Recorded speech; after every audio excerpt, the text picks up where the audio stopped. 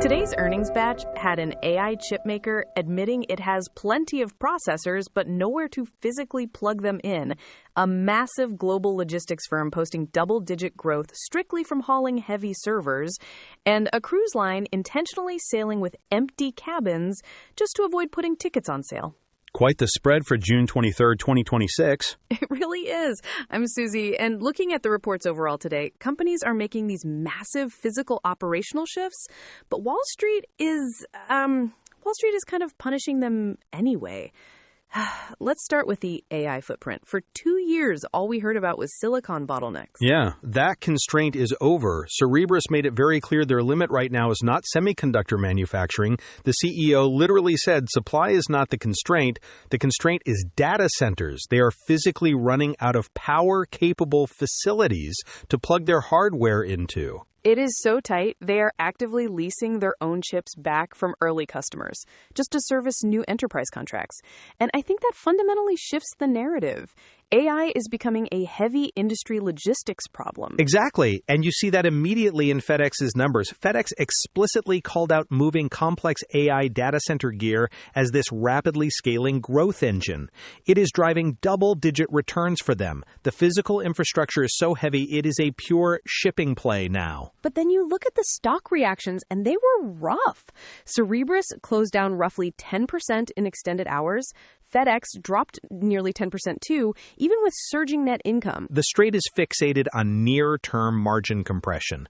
Cerebras is fully accepting a short-term margin crush to maintain market share, and FedEx, well, they basically had to halt their massive structural rollout until early 2027, just so they do not break deliveries during the holiday peak. They even resurrected old grounded MD-11 planes to make it work. You literally cannot rebuild the business and survive the holidays at the same time.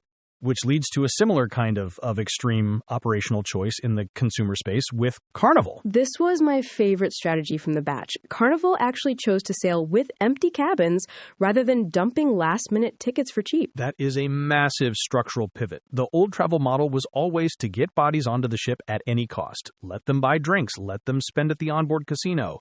Carnival looked at that and decided to willingly sacrifice that onboard revenue strictly to protect their upfront base ticket prices. It is a total refusal to train customers to wait for a bargain. Operationally, it worked out well. They hit record customer deposits.